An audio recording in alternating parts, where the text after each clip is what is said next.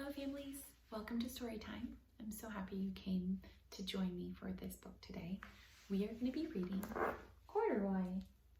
And here is Corduroy. And look, he thinks he found a button. Do you remember the story? I bet you do. Before we read our story though, let me share with you some fun things that I have. These are arrowheads, and they happen to be Joshua's. Do we remember what arrowheads are made out of? This one happens to be made out of obsidian. This is called volcanic glass. It's made from a volcano, the heat. And so these arrowheads were created by Native Americans who would have used them for their hunting. This would have been the part that they would have put on the end of an arrow that they would have then shot to go hunting for animals for food. There's different kinds of arrowheads. This is the obsidian one. This one's made out of some sort of rock. I have different sizes. So this one looks like it's pretty shiny. This one is not shiny. This one's smooth. And this one's a little rough. And this one is a little narrower, and this one's a little wider. Now I do have two obsidian glass arrowheads. This one is larger and this one is smaller. They're both shiny and smooth. This one happens to be a little bit smaller. I also have one of his rocks or crystals, and it looks like it has a rainbow in it, or different colors of purples and teals and grays. This is one of his special things. And because we're sharing things that are Joshua's today, this book also happens to be Joshua's. This was given to him for his first birthday by my sister, his Aunt Kimberly. Another thing that his Aunt Kimberly gave to him, or to me as well, is this. This is our Zen Board. And the Zen Board allows you to paint with just water.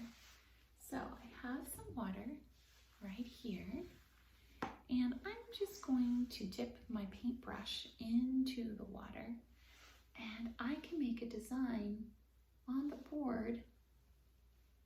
And once I'm finished with the design, it starts to evaporate. Now you can see the bigger heart is starting to already evaporate. The water is going into the air. I'm just going to fill in the heart. And while we read, you'll see, maybe it's a balloon. Maybe it's a heart tree. What do you think? Maybe I'll put another heart tree down here.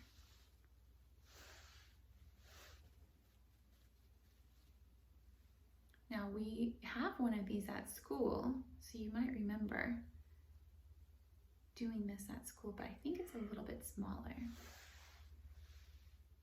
So I'm going to put this back where it belongs, and then I'm going to place this over here so you can see while we're reading the different stages of evaporation.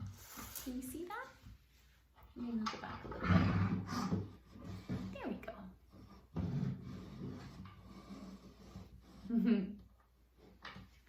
All right.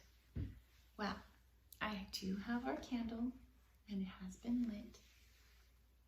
Let's take a deep breath. Inhale.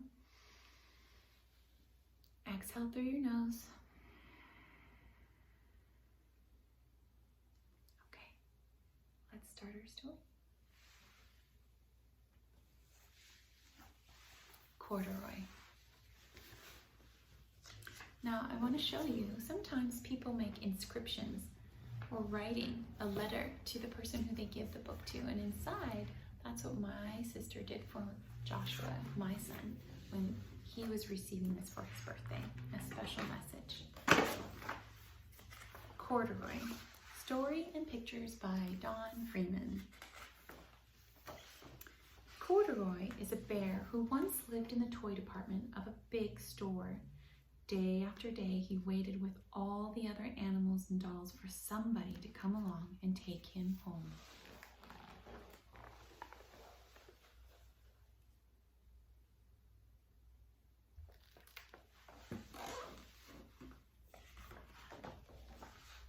The store was always filled with shoppers buying all sorts of things, but no one ever seemed to want a small bear in green overalls. Then one morning, a little girl stopped and looked straight into Corduroy's bright eyes. "Oh, Mommy," she said, "look, there's the fairy bear I've always wanted." "Not today, dear," her mother sighed. "I've spent too much already. Besides, he doesn't look new. He's lost the button to one of his shoulder straps."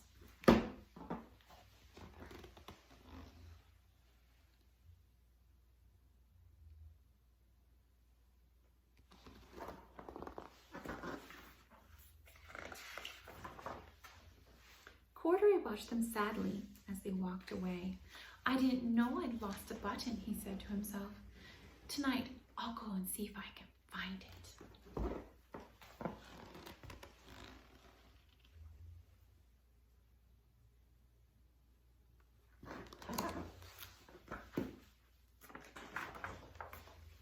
Late that evening, when all the shoppers had gone and the doors were shut and locked, Corduroy climbed carefully down from his shelf and began searching everywhere on the floor for his lost button.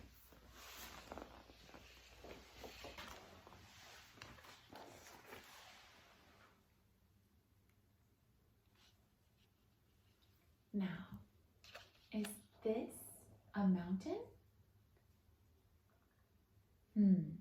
What do you think he is climbing?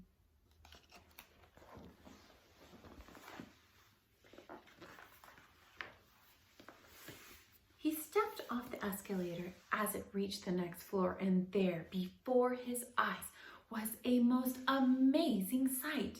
Tables and chairs and lamps and sofas and rows of beds. "This must be a palace," Corduroy gasped. "I guess I've always wanted to live in a palace."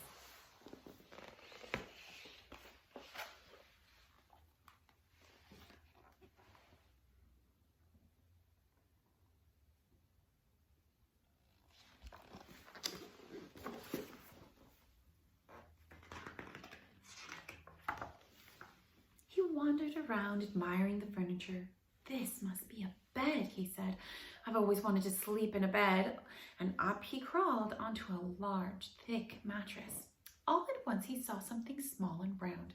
"Why, here's my button," he cried, and he tried to pick it up, but like all the other buttons on the mattress, it was tied down tight.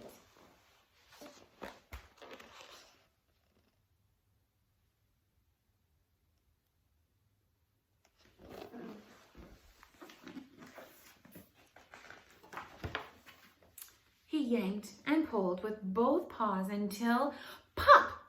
Off came the button, and off the mattress Corduroy toppled, bang! Into a tall floor lamp. Over it fell with a big crash.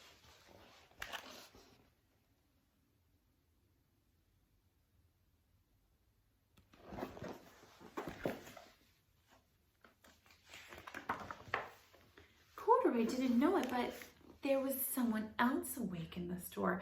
The night watchman was going his rounds on the floor above when he heard the crash. He came dashing down the escalator. "Now, who in the world did that?" he exclaimed. "Somebody must be hiding around here."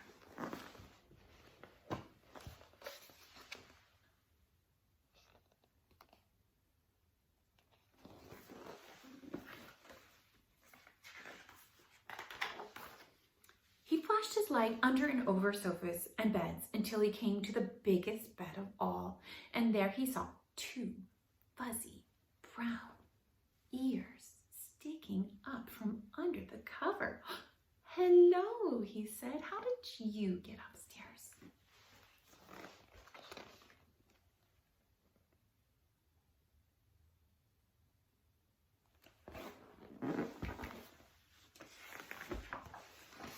The watchman tucked Corduroy under his arm and carried him down the escalator and set him on the shelf in the toy department with the other animals and dolls.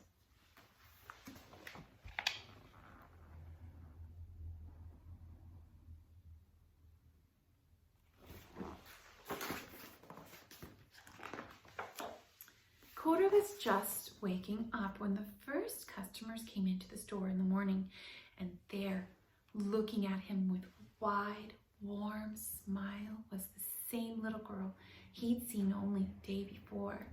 "I'm Lisa," she said, "and you're going to be my very own bear. Last night I counted what I saved in my piggy bank, and my mother said I could bring you home."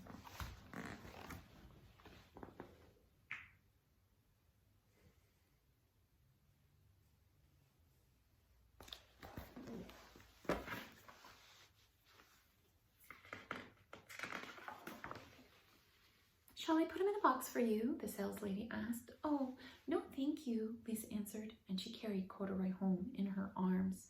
She ran all the way up 4 flights of stairs into her family's apartment and straight into her own room.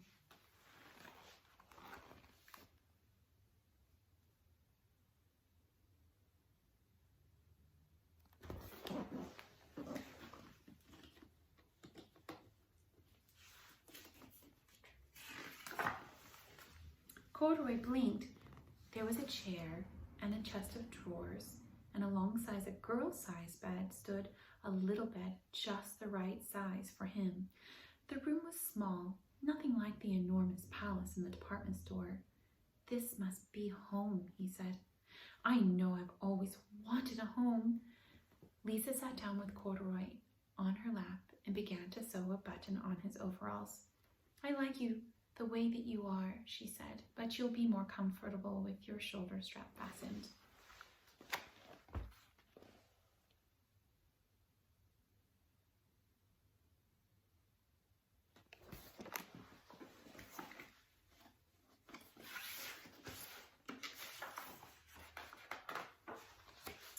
"You must be a friend," said Corduroy. "I've always wanted a friend." "Me too," said Lisa, and gave him a big hug.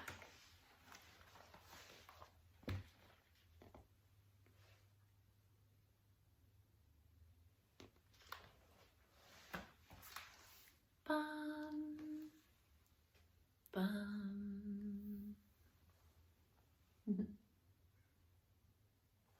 Corduroy found his home, and she made him comfortable with a new button on his strap. Did you like this story?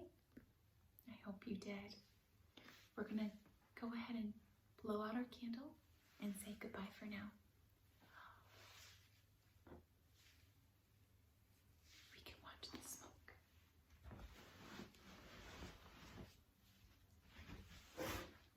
Have a good day. I hope to see you back here soon. I love all of you very much.